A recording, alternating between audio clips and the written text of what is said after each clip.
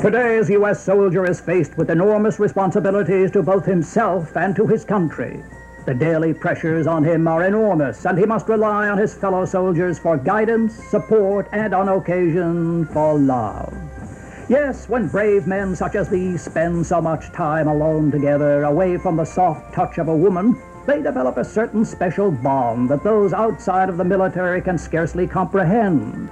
The new clinical term for this bond is called homosexuality, though it is more commonly known as Oscar Wilde's disease, because this sexual disorientation claims countless young men every year. It is important to be on the lookout for the early warning signs. It usually begins innocently enough. You're relaxing with your fellow soldiers off duty, playing ping pong, downing a few cold beers, and discussing the latest Flash Gordon comic book. But amid all this joking and tomfoolery lies an undercurrent of white-hot homosexual passion running just below the surface. You giggle nervously, your eyes start to wander, perhaps where they shouldn't be wandering, and after a few more beers you burn to express your love for your fellow man in ways not mentioned by the Pledge of Allegiance. You may become confused by these strange feelings of man love and seek solace in the many transvestite clubs that flourish on the outskirts of town. You'll try to prove that you're still a regular Joe by hitting on something dressed up as a teenage girl. But listen up, soldier. The only one you're fooling is yourself. It might be easy to ignore a firm handshake and 5 o'clock shadow on a dame at a dimly lit bar. But once you get back to her place, it's not so easy to ignore shaking hands with Mr. Johnson. Other symptoms of Oscar Wilde's disease include sneaking bottles of sangria onto combat missions, listening to Judy Garland on your headset, or referring to your buttocks area as the cockpit. A soldier who discovers these awakening desires of homosexuality is overcome with feelings of shame and remorse.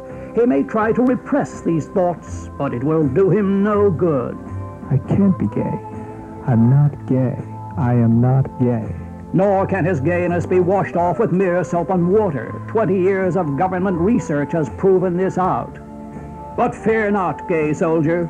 As unnatural as your behavior may seem to many of us, it cannot compare to the uncontrollable hatred we have for the Germans, the Japanese, and to a lesser extent, the Italians. The U.S. needs you just as much as every other recruit in the armed forces. Today's army has wholeheartedly embraced the gay soldier and has even created regiments that consist entirely of gay recruits such as yourself. You heard right.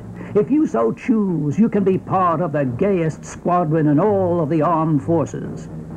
Indeed, the gay soldiers from Project Reach Around are some of the bravest fighting men on the front lines of defense. Here are some of them now receiving their Presidential Medals of Honor. Medal for outstanding fashion design and combat fatigues.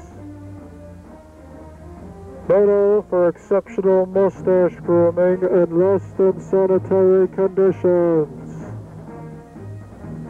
Medal for heroic slap fighting in the face of the enemy. Gay soldier, the country needs you to be strong and protect its shores from the penetration of foreign bodies. You must unite with your fellow man, fight hard, and erect a new future for both of you to share together. Go out there, gay soldier. Go out there and get your man. Offer of tolerance is null and void once war ends.